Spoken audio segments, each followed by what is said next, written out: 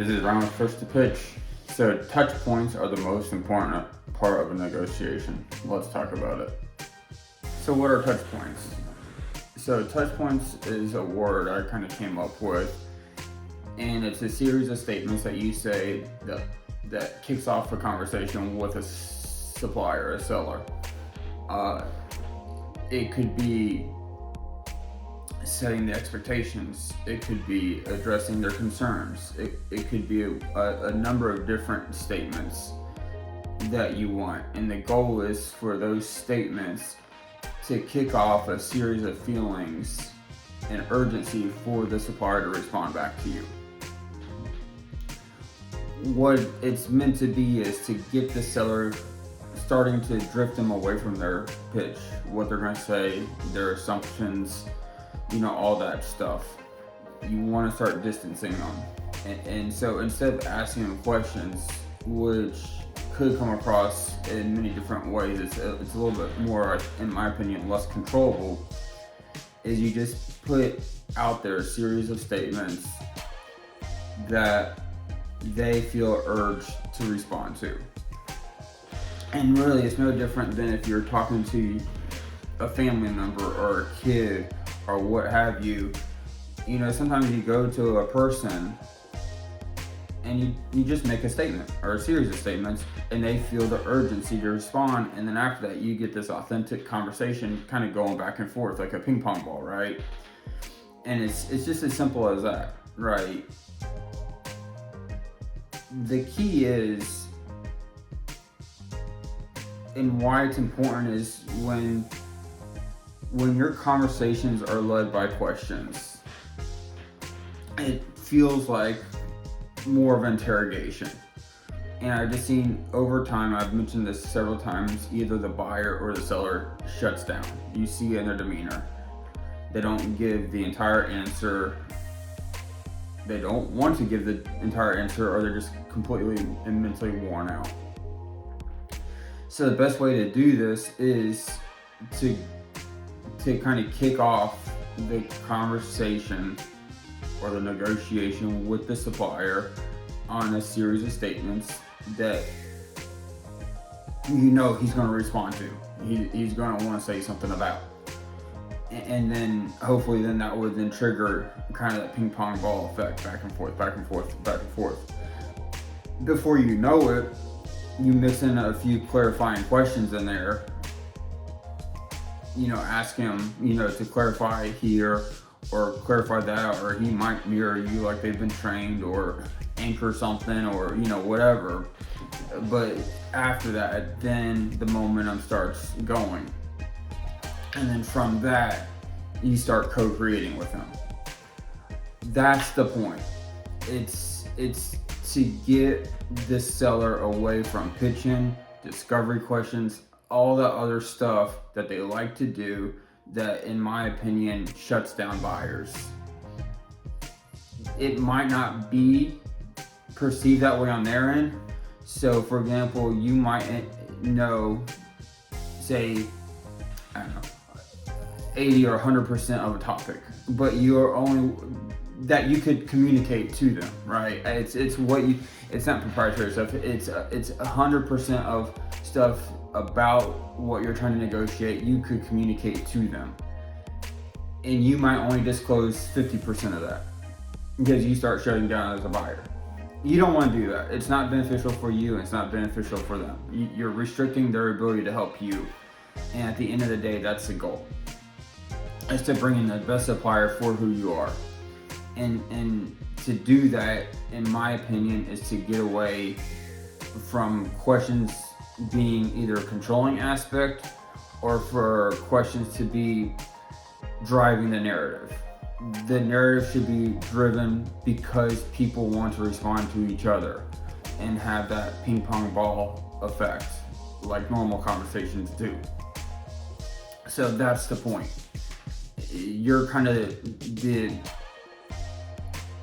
the reactor, the ignition, so the reaction can start, and kind of instigate everything else after that. That's the goal, That's the intent. I've done it for many years. It's worked most of the time, and then when it doesn't work, 9 times out of 10, they're just not the right seller. They're not who I want to partner with. The people I want to partner with know how to keep the conversation going, and that's the important thing. And not only keep the conversation going, but make it meaningful as well. And that's the important thing. And I'm not saying you can't ask a question. I've many a times came into a conversation and just asked more of a clarifying question to start off with. There's nothing wrong with that. But in fact, when I was looking for a trailer, I set the stage to my point, which was a series of statements. But right after that, before he really had a chance to respond to me, I take that back. In that case, it was the second conversation. After I sent him the specs, he was able to review the specs, and I said, hey, do those specs make sense? Again, a clarifying question. And through that question, he started to add value. He started to address his specs and, hey, if this were me, I would do X, Y, Z in addition or subtraction or whatever it may be. So that's probably not the best example because, my first conversation with that guy, it was a series of statements setting up the stage. The second conversation with that guy, it started off with a kind of a clarifying question, and then from there it went in a response mode. We kept on responding to each other, adding clarity to what we can do and what we want. In the end, what ended up coming out of that conversation as an example is, so those trailers were going to Alaska, and operations wanted to have a more robust trailer that can last longer in that environment. As you know, it's pretty harsh up there. So what he was able to do is change the foundation, the wheelbase, certain things, and change it from an aluminum base to kind of a galvanized steel base. Made the trailer a little bit heavier, but gave it a longer shelf life in return. And we saved money by doing that because it wasn't, more companies want to take weight away versus add on weight. So the type of metal and how we were doing it and things like that, it actually reduced the cost of the trailer. So we kind of got a win-win situation there from the spec standpoint.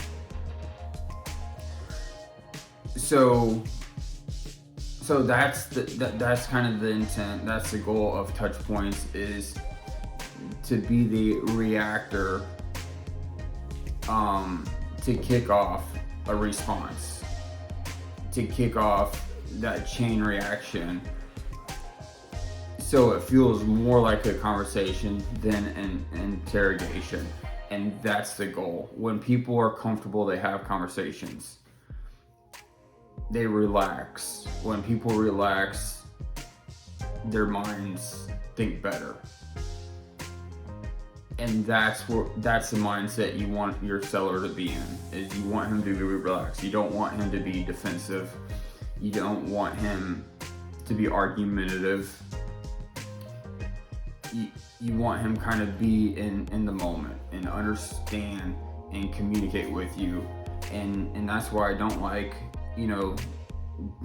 when sellers talk about defensive questions, they talk about, listening better, which listening is part of it, but they kind of extrapolate that to, silence, closes more deals or something. No, silence doesn't close deals. Silence is silence. You don't communicate through silence. You communicate through talking, and talking helps clarity.